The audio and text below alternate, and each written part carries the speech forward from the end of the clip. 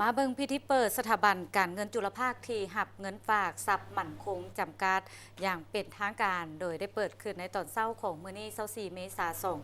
2025ที่สำนักงานใหญ่บ้านหนองเนียงเมืองไซเศรษฐานครหลวงเวียงจันทน์โดยการเป็นเกียรติเข้าร่วมของทานวิศรไซสงครามหัวหน้ากลุ่มคุ้มครองสถาบันการเงินที่โบแมนธนาคารมีทานค้ำสวรรค์โคตรไซห้องเจ้าเมืองไซเศรษฐาและทานสุรเดชปันธุระอัมพรผู้อำนวยการใหญ่สถาบันการเงินจุลภาคที่หับเงินฝากทรัพย์มั่นคงจำกัด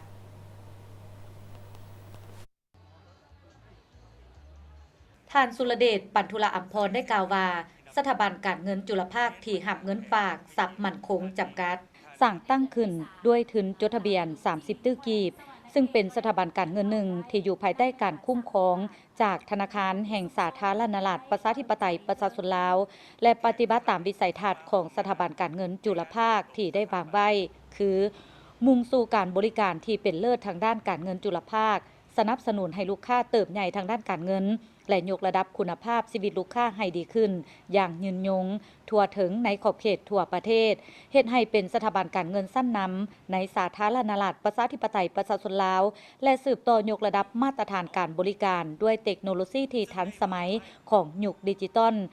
4.0 ในนั่นยังพัฒนาผลิตภัณฑ์ให้ทันสมัยเข้าถึงง่ายว่องไวกับความต้องการของลูกค้าอย่างสร้างสรรค์และมีคุณค่า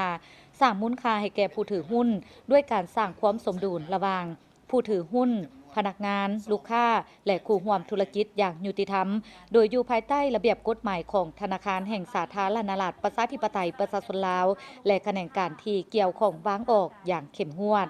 สถาบันการเงินจุลภาคดังกล่าวแม่นเฮ็ด3หน้าที่ต้นต่อคือเฮ็ดหน้าที่รับฝากเงินจากทั่วสังคมรวมทั้งบุคคลและนิติบุคคลซึ่งมีประเภทเงินฝากประหยัดฝากมีกำหนดระยะสั้นระยะกลางและระยะยาวด้วยอัตราดอกเบี้ยสมเหตุสมผลตามกลไกตลาดโดยปฏิบัติตามระเบียบการที่ทางการวางออกเป็นแต่ละระยะเฮ็ดหน้าที่ปล่อยเงินกู้เพื่อตอบสนองกับความเรียกร้องต้องการของสังคมทั้งภายใน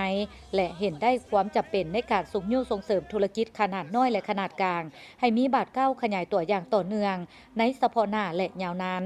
โดยเฉพาะนักธุรกิจในแขนงการค้าการบริการแขนงอุตสาหกรรมหัตถกรรมแขนงกสิกรรมและแขนงการอื่นๆที่ต้องการแหล่งทุนเพื่อดำเนินธุรกิจหรือขยายธุรกิจตามความต้องการของตนการปล่อยเงินกู้จะมีทั้งระยะสั้นระยะกลางและระยะยาวโดยอิงตามประเภทธุรกิจของลูกค้าด้วยการบริการที่ว่องไวปลอดภัยมีความชัดเจนสูงเฮ็ดหน้าที่เป็นสื่อกลางในการชำระสะสางการโอนเงินระหว่างธนาคารธุรกิจภายในประเทศด้วยกันอย่างสะดวกสบายและมีความปลอดภัยสูง